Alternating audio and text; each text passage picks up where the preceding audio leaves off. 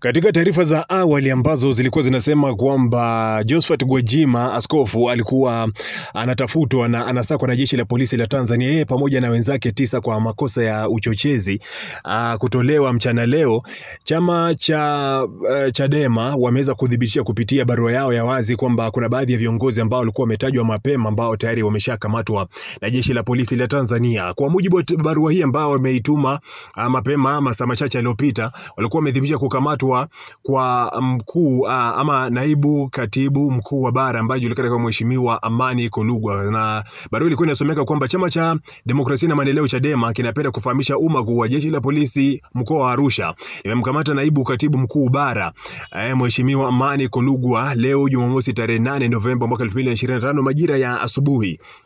Mheshimiwa Kolugwa amekuwa ni kiongozi mkuu wa chama cha tatu kushikiliwa na dola baada ya mwenyekiti Tundu Lissu na makamu mwenyekiti John Heche kukamatwa kwa naibu katibu mkuu. Kunamaanisha kwamba serikali imewaacha nje viongozi wakuu watatu tu kati ya sifa za 6 wa chama.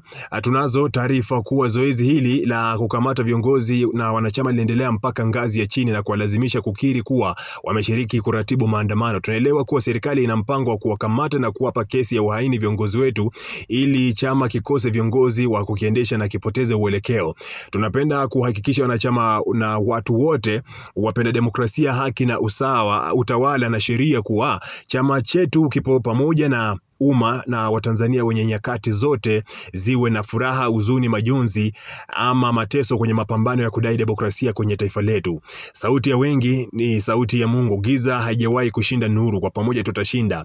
Na imetolewa leo Jumamosi tarehe 8 Novemba mwaka 2025 na imetolewa na Brenda Rupia, mkurugenzi wa mawasiliano na uenezi. Kumbuka huyu Brenda Rupia na mwenyewe pia anahitajika kukamatwa, na ni miongoni mwa watu ambao walikuwa wameorodheshwa kwenye orodha ya wale ambao wanafaa kukamatwa na jeshi la polisi. Lakini baadaye jioni hii hapa chama cha demokrasia na maendeleo Chadema pia wameweza kutangaza kwamba kuna wengine ambao pia jeshi la polisi limeendelea na zoezi la kuwakamata watu. Taarifa ambazo walikuwa wamezitoa kwa umma ilikuwa inasomeka hivi kwa mujibu wa barua hiyo kwamba chama cha demokrasia na maendeleo Chadema kinawataarifu kuwa jeshi la polisi limeendelea kukamata viongozi wetu.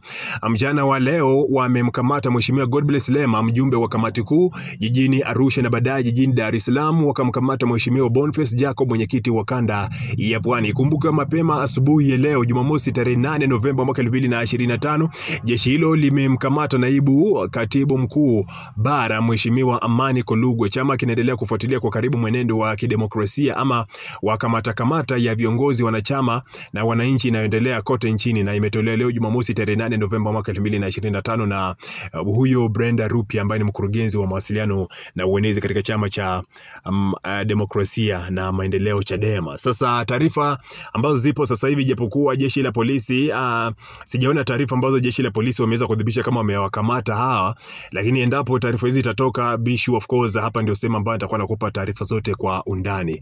Lakini pia kwenye uwanja wa comment section kama kawa na kuachia wewe kwa ajili ya kuweza kusema chochote ambacho unahisi ungetaka kukiweka pale chini.